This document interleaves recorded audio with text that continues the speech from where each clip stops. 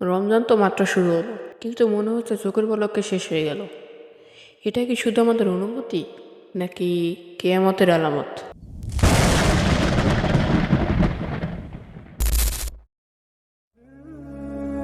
আমাদের প্রিয় নবী সাল্লাল্লাহু আলাইহি সাল্লাম বহু বছর আগেই বলে গেছেন, কিয়ামতের আগে সময় এত দ্রুত চলে যাবে যে 1 বছর 1 মাসের মতো, 1 মাস 1 সপ্তাহের মতো, আর 1 সপ্তাহ 1 দিনের মতো লাগবে।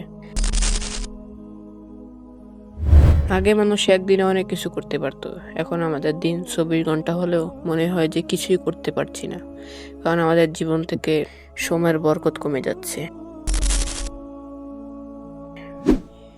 আগে রমজান মানে ছিল ইবাদত, কোরআন তেলাওয়াত আর মসজিদে সময় কাটানো।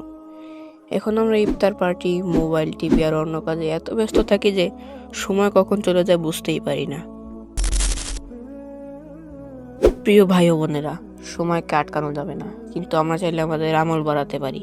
বেশি বেশি কোরআন পড়া আর নামাজে মনোযোগী হওয়া আর গুনাহ থেকে বেঁচে থাকার মাধ্যমে আমরা সময়ের বরকত ফিরে পেতে পারি।